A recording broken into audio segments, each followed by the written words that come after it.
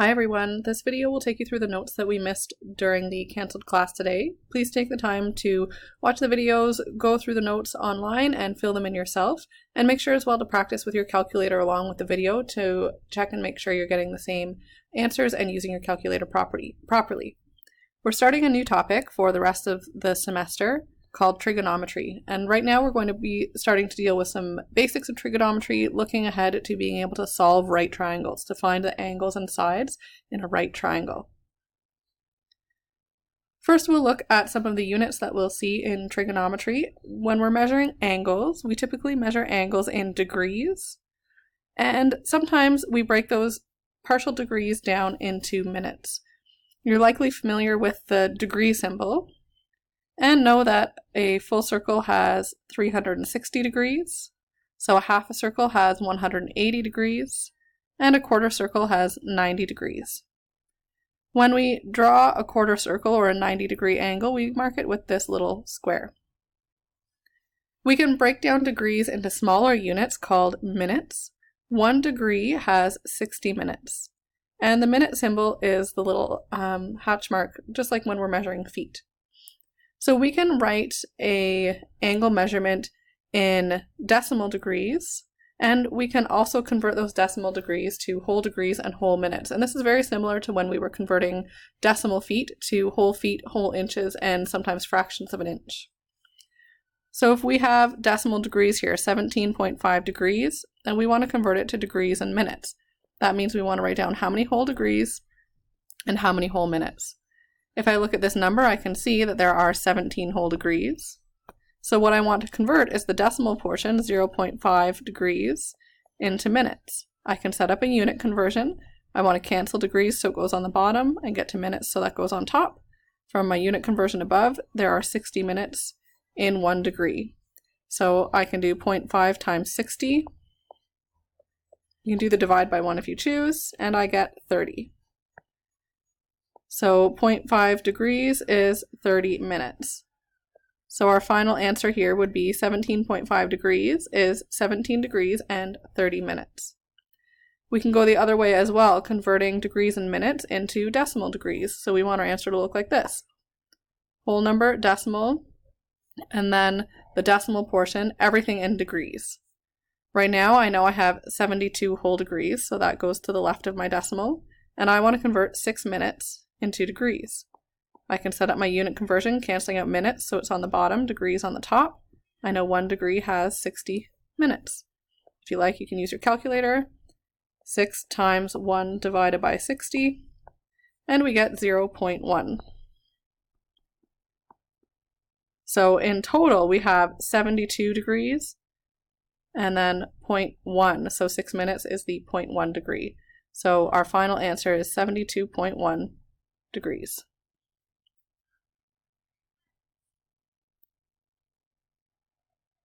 Next, we're going to start looking at how to solve right triangles, which means to calculate the unknown sides and angles in a right triangle. And to do that, we need to start being able to label the sides of a right triangle relative to a particular angle. We'll be using the terms hypotenuse, the adjacent side, and the opposite side to do this, and we always have a particular reference angle. In this first triangle, we'll base our reference angle on angle B. So if I look at this triangle A, B, C, C is labeled as the 90 degree, the right angle. Notice that the angles are written with capital letters, and across from each angle, so across from angle C, I have side C. The sides are written in lowercase. Across from angle B, I have side B written in lowercase. Across from angle A, I have side A written in lowercase. This is the standard way we label a triangle. If I want to label, in this case, based on reference angle B, I can always label the hypotenuse even without a reference angle. The hypotenuse is always across from the 90-degree angle. So this is my hypotenuse. I want to be able to label now the opposite and adjacent sides, and that depends on what angle I'm labeling from. In this example, I'm labeling from angle B, so the opposite side is across from angle B, so side B. Adjacent means beside, so the adjacent side is the other side beside angle B, which is side A. it can't be side C because side C is the hypotenuse. We'll do the same now for labeling the same triangle, ABC, if we're labeling based on reference angle A.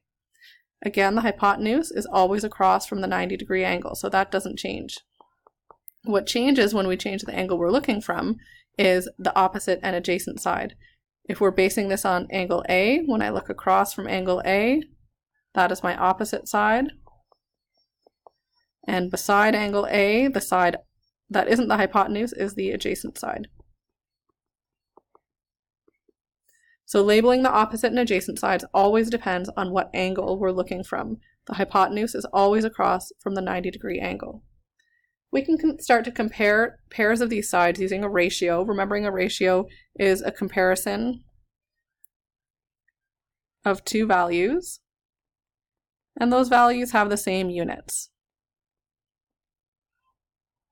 So our measurements for our sides would need to be in the same units. The trigonometric or trig ratios, as we refer to them, specifically are comparing two sides of the triangle. And there are three different trig ratios that we'll look at. First, we'll consider the sine ratio. Look at these triangles below. All of them have an angle of 30 degrees. If we label the triangles based on that angle, this is our opposite side. Across from the 90 degree is our hypotenuse. I'll use short forms here. And beside the 30 degree is our adjacent side. This is the same labeling on each of the triangles. The opposite and hypotenuse are the sides that we're given the measurements for. All three triangles are right triangles and have this 30-degree angle, but the lengths of the sides of the triangle are different. However, we'll see what that means when we compare the ratio of the opposite and hypotenuse on the next page. So we're going to look at a ratio based on that 30-degree triangle in each of those, the 30-degree angle in each of those triangles. And we're comparing specifically the ratio of the opposite side over the hypotenuse. So in triangle 1, our opposite side had a measure of 4 and our hypotenuse 8. If we reduce that, that reduces to 1/2. Triangle 2 had opposite 12.8 and hypotenuse 25.6. This would also reduce to 1/2. And our third triangle has an opposite side of 19 and a hypotenuse of 38.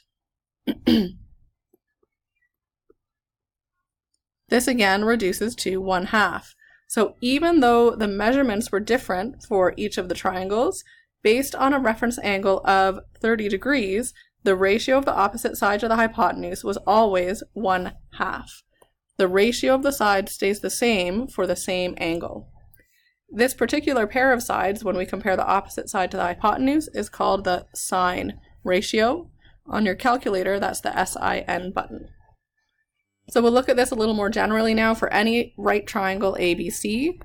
And here we'll again use angle B as our reference angle. So we can label across from the 90 degree as our hypotenuse. Across from the angle we're labeling from is our opposite side. And beside that angle is our adjacent side. So we can write the sine ratio using this information. The sine of an angle, in this case angle B, is always the ratio of the opposite side over the hypotenuse.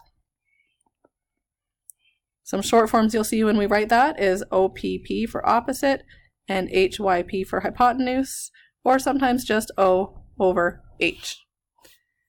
On your calculator, you can look for the sine button, SIN, and the sine button will calculate the ratio given a particular angle. So we're going to use our calculator to find these ratios for the sine of the different angles. This is where it starts to matter on your calculator if you're set in degrees or radians or gradients. So if you look here, this calculator is set in degrees. If it wasn't, I have this DRG button that toggles it. Now it would expect my angles to be in radians. or gradients. So do make sure your calculator is in degrees before you try this. And then all you need to do is push your sine button and punch in the angle. So sine of 30 degrees is, as we just saw, 0.5 or 1/2. Try some more. The sine of 45 degrees is 0.707. We'll go to 4 decimal places, so 0.7071. We can do the sine of 53 degrees is 0.7986. And the sine of 60 degrees is 0.8660. Make sure you've practiced with your calculator too. Check that it's in degree mode, and then make sure that you're getting these values. This video will stop here. The next will start with the cosine ratio.